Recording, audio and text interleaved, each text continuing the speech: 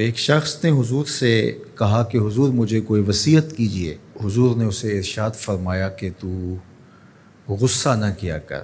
اس نے پھر کہا مجھے وصیت کیجئے، تو آقا کریم نے پھر فرمایا غصہ نہ کیجئے۔ اس نے پھر کہا، یہ بات ایک بار نہیں، اس نے کئی بار حضور سے پوچھی۔ وہ کوئی اور وصیت طلب کرنا چاہ رہا تھا کہ یہ تو ٹھیک ہے، کچھ اور وصیت بھی کیجئے۔ اس سے ایک تو اس شخص کی ذاتی صورتحال ایسی ہوگی، اور دوسری یہ ہے کہ اس نصیحت کی اہمیت کے پیش نظر کہ غصہ جب انسان کو آتا ہے تو وہ مغلوب ہو جاتا ہے اور بہت غلط فیصلے کر بیٹھتا ہے۔ اس لیے بار بار ایک نصیحت پر تاکید کرنا اور اس کا تکرار کرنا اس امر کی طرف توجہ دلاتا ہے کہ ہمیں معاملات کے اندر بہت معتدل رہنے کی ضرورت ہوتی ہے۔ جو شخص غصے کو نافذ کرنے کی طاقت رکھتا ہے، ایک تو ہوتا ہے کہ بندہ غصے سے خود اپنے آپ کو بے چین کرے گا، لیکن اپنے غصے کو نافذ نہیں کر سکتا، غصہ نکال نہیں سکتا، خود پیچ و تاب کھائے گا۔ لیکن یہ وہ شخص ہے جو غصے کو نافذ کر سکتا تھا، اس کے پاس طاقت تھی، لیکن اس نے اس کے باوجود غصے کو ضبط کیا۔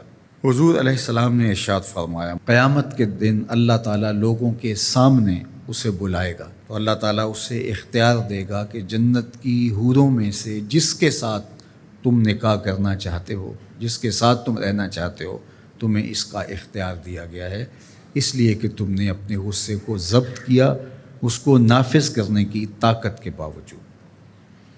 اور ایک روایت حضرت سلیمان بن سرد رضی اللہ تعالیٰ عنہ سے مروی ہے، کہتے ہیں کنت جالسا مع النبی صلی اللہ علیہ وآلہ وسلم، میں حضور علیہ السلام کی مجلس میں بیٹھا ہوا تھا۔ دو لوگ تھے، وہ آپس میں الجھ رہے تھے۔ ان میں سے ایک شخص کا چہرہ غصے سے سرخ ہو گیا، رگیں پھولی ہوئی تھیں، اور ایک دوسرے کے لیے سب و شتم کا ماحول پیدا ہو گیا تھا۔ اللہ کے رسول صلی اللہ علیہ وآلہ وسلم نے ارشاد فرمایا، میں ایسا کلمہ جانتا ہوں کہ اگر یہ کلمہ پڑھ لیں تو ان کا یہ غصہ زائل ہو جائے گا، ان کی جو کیفیت ختم ہو جائے گی۔ اور وہ کیا ہے؟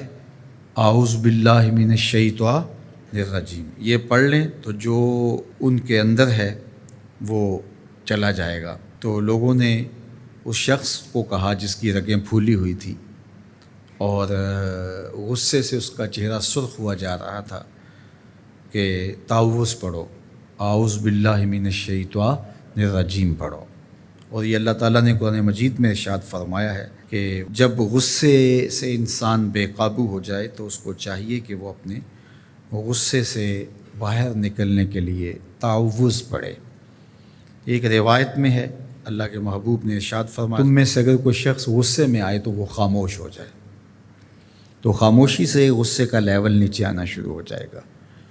اور ایک روایت میں ارشاد فرمایا، جب تم میں سے کوئی شخص غصے میں ہو تو وہ کھڑا ہوا ہو تو وہ بیٹھ جائے، اور اگر اس کا غصہ اس سے زائل ہو گیا تو ٹھیک، ورنہ لیٹ جائے۔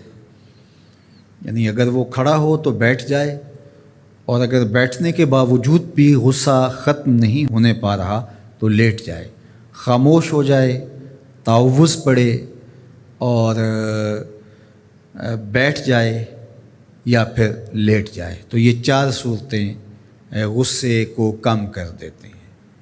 تو غصے کو نافذ کرنے کی بجائے کوشش کرنی چاہیے کہ غصہ جو ہے وہ فروغ ہو جائے، چونکہ غصے میں انسان ایسے امور کر لیتا ہے کہ بعد میں اس کو سخت پچھتاوا ہوتا ہے۔